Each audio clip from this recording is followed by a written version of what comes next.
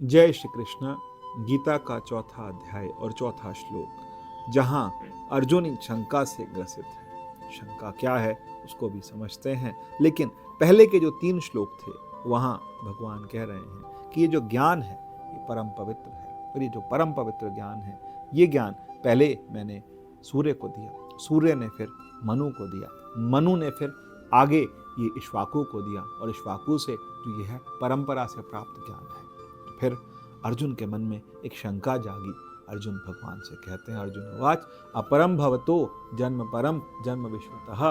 अर्जुन ने कहा कि आप विवस्वान से बहुत बाद में पैदा हुए हैं, क्योंकि आप शरीर रूप में अभी पैदा हुए हैं कुछ समय, तो फिर मैं ये कैसे समझूं कि आपने प्रारंभ में ही ये विद्या सिखाई थी। जब हम अपने किसी मित्र के साथ बैठते हैं, किसी सहोदर के साथ बैठते हैं, तो फिर हम ये कहते हैं, अरे तू कल का पैदा हुआ, तेरे पास ये ज्ञान कहाँ से आ गया? तो फिर या फिर तू सूर्य से पहले कैसे हो गया? तो यही बात अर्जुन ने भगवान कृष्ण के साथ बड़े प्रेम से, बड़े विनय पूर्वक कही। लेकिन अर्जुन ने ये शंका जो जगाई, ये शंका हमारी भी है, हम सबकी शंका होती है कि ये भगवान का जन्म तो द्वापर में हुआ, फिर वो भगवान जिद कैसे हैं? तो क्या फिर भगवान विष्णु ने दी होगी?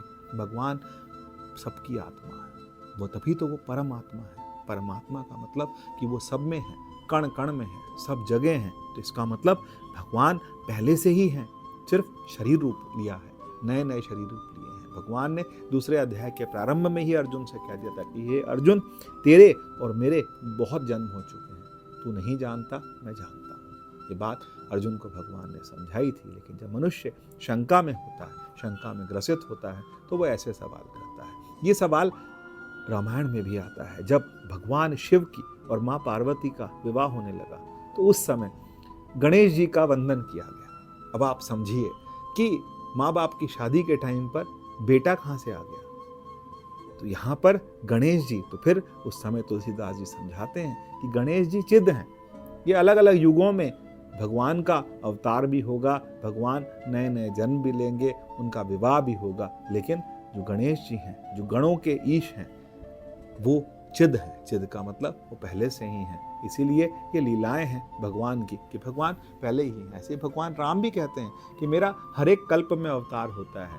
काकभूषुंडी जी कहते हैं, हर एक कल्प में जब राम अवतार होता है तो मैं राम जी से मिलने जाता हूँ। तो इसका मतलब क्या है कि भगवान चिद हैं, पहले से हैं, सूर्य से भी पहले से हैं। तभी तो भगवान ने ये भी कहा कि ना तत्र, भगवान ये कहते हैं, ना तद्भासते सूर्यो ना शशांको न पावक।